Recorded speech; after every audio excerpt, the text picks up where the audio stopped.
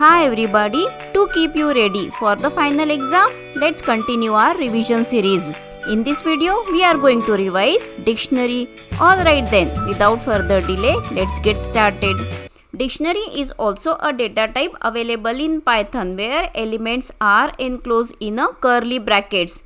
The elements of the dictionary is in the key value pair which are separated by comma. As always, we will keep this property in mind that dictionary is mutable. We can change the content in place. It means in this matter, dictionary is similar to list. Moving ahead, let's check out how to create a dictionary. You can enclose the elements in the curly brackets which are in the form of key value pair. Look at some of the example. This is how we will be creating empty dictionary. This is a second dictionary with some elements and here is an example of third dictionary. Make a note of it that keys will be unique but values can be duplicate. Here is the second way of creating dictionary with the use of dict constructor. Look at the first example. We are passing some key value pairs to the dict constructor. And in the second example, we are passing this two element tuple to the dict function.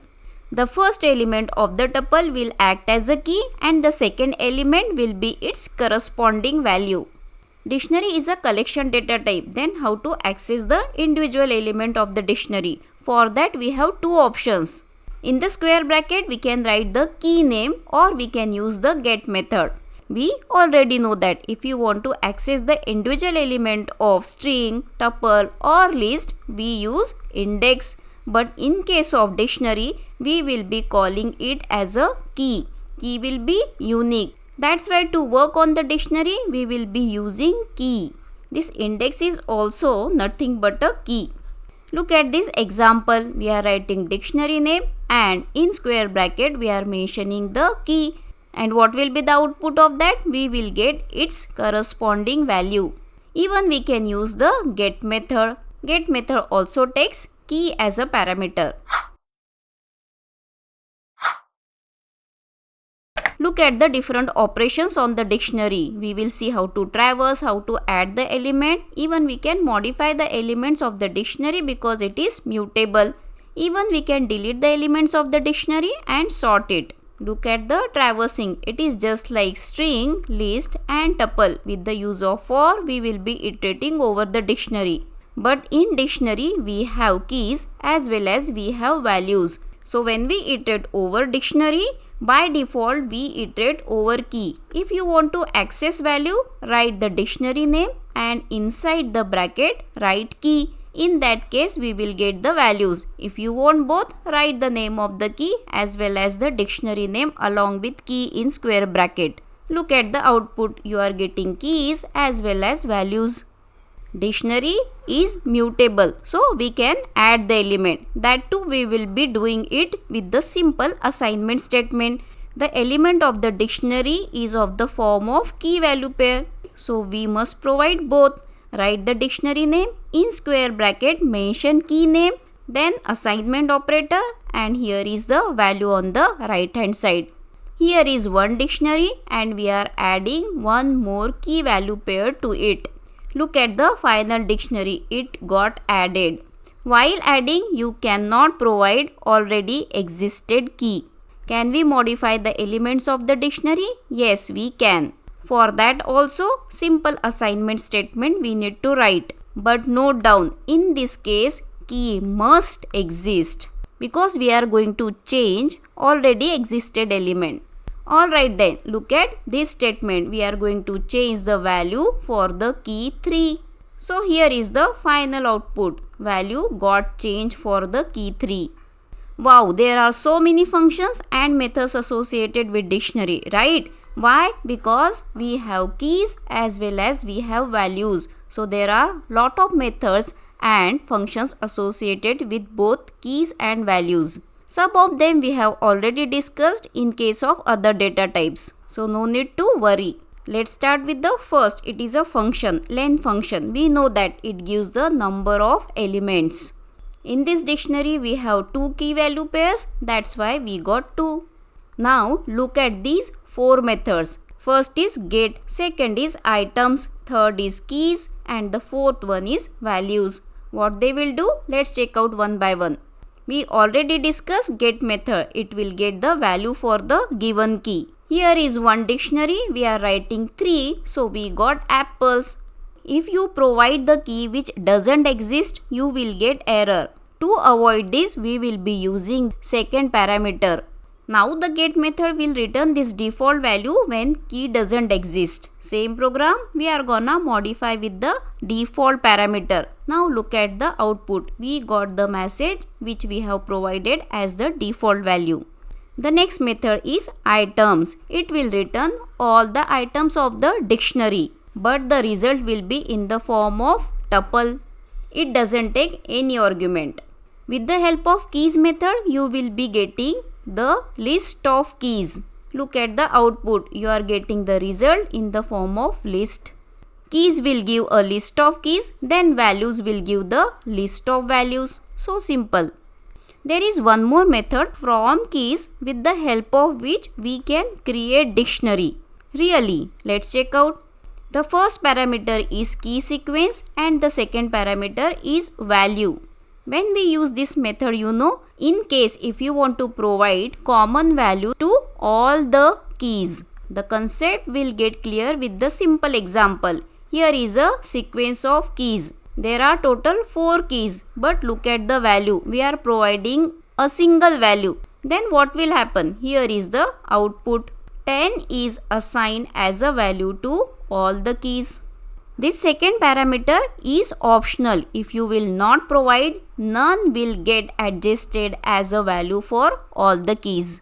So if you want to provide common value to all the keys, you can use this method from keys.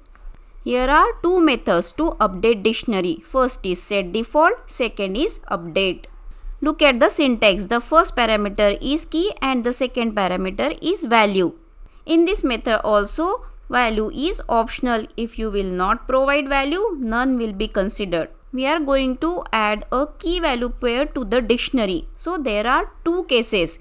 If the given key is not already present, then what will happen? We are going to add this key value pair and return the value of the added key. So this method will return the value of the added key which is not present in the dictionary. Here is the second scenario. If key is already present, in that case that key value pair will not get updated because keys cannot be duplicate. If key is already present, it will not get added.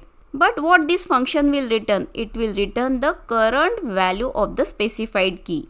What does it mean? Let's check out. Here is a dictionary. We are adding one key value pair to the dictionary with set default. This key is not present, that's why it will get added.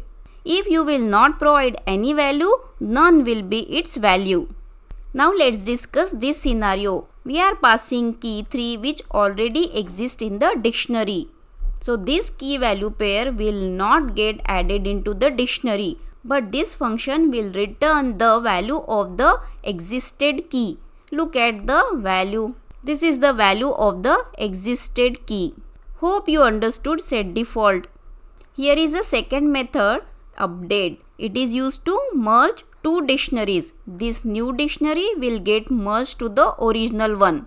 Note down this statement. EMP2 dictionary will get merged to EMP1. So here is the name from the first dictionary, then age and department. What if there is a duplicate key? Then the value will get overwritten from the second dictionary to the first one. That's why salary is not 25,000. It became 30,000. There is a copy method associated with dictionary. It will create a shallow copy of the dictionary. We have already discussed what is shallow copy and deep copy in case of list. Hope you remember it. Then tell me what is the difference between shallow copy and deep copy in the comments. This method doesn't take any parameter. So with the statement one copy is getting created. When we will print it, look at this. Exactly it is same as student 1. Now here are the different options to delete an element from the dictionary. We have already discussed del, pop and clear. But pop items is new. Alright, no worries, we will check it out. First is pop method. Look at the syntax. The first parameter is key. As I told, all the operations on the dictionary will be based on key because it is unique. Here is an example. We are passing key. When we will check out the dictionary, look at the final output. The key value pair got deleted. In case the key doesn't exist, we will get key error. That's why in that case we will use the second parameter. This value is nothing but a default value. If we provide some default value in that case, that will get displayed. You can also provide some value instead of message. Then with this option we will save from crashing our program. This method we didn't discuss yet. Pop items. Pop items will delete the last key value pair. Even if you will print the pop item result, it will give that key value pair what it is deleting. Look at the dictionary. The last key value pair got deleted. We are familiar with this method clear. It will delete all the elements of the dictionary. When you will print it, you will get an empty dictionary. We have already discussed del statement too. It will delete an element from the dictionary. Look at the syntax. We must provide the index in the square bracket. If the key doesn't exist, we will get key error. We know that what is the difference between clear and del. Del will delete all the elements along with its object. That's why if you will try to print that variable, then you will get name error. Sorted function also we discuss in case of list and tuple. With the help of this function, we will sort the elements. The same will be in case of dictionary. But here, the keys will get sorted. And the output will be in the form of list. If you want in the descending order, write this second parameter reverse equals to true. Then you will get a list of keys in the descending order. Here is a category of functions mean, max and sum. This we have discussed in case of list as well as in case of tuple. But in case of dictionary, these functions will work on keys. Look at the output. Here is the minimum key, this is the maximum key, and here is the sum of the keys. With the hope that you are clear with dictionary, let's wind up today's video. If you have any doubt, drop them in the comments. And don't forget to like, share and subscribe. In the next video, we will start revising the topics from unit number 3. Alright then, until next time, keep practicing and stay confident. I will see you in the next video.